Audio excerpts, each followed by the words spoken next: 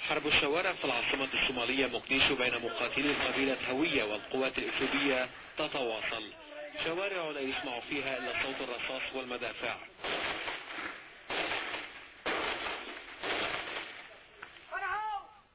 شهود عيان أفادوا بأن الاشتباكات بدأت إثر تقدم القوات الإثيوبية إلى حي فقح الذي كان مسرحا للمواجهات بين القوات الإثيوبية ومقاتلي قبيلة هوية خلال الأيام الماضية. ومن القصر الرئاسي للبلاد قصفت القوات الإثيوبية المدينة، ولم تميز بين عزل أو مسلحين، ما أدى إلى سقوط عدة أشخاص بين قتيل وجريح. جروحا لم تعد المستشفيات بالمكان الصحيح لمعالجتها، حيث أن المراكز الطبية في الميدان دخلت في دائرة الاستهداف، ومنها مستشفى الشفاء.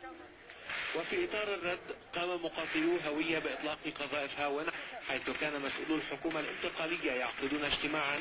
وقبل هذه الاشتباكات انفجرت ناقلة جند إثيوبية في كمين نصبه مسلحون قرب قاعدة عسكرية إثيوبية في مقديشو بعد قليل من تحركها. وكان على متن الناقلة المذكور عدد من الجنود الذين لم يعرف مصيرهم. وهو حادث سارع نائب وزير الدفاع الصومالي إلى توجيه أصابع الاتهام في تنفيذه إلى تنظيم القاعدة. ورغم أنه من المبكر الدخول في حسابات الربح والخسارة، إلا أن الصور الواردة من مقديشو تظهر تمكن مقاتلي هوية من السيطرة على إحدى العربات الخاصة بالقوات الحكومية.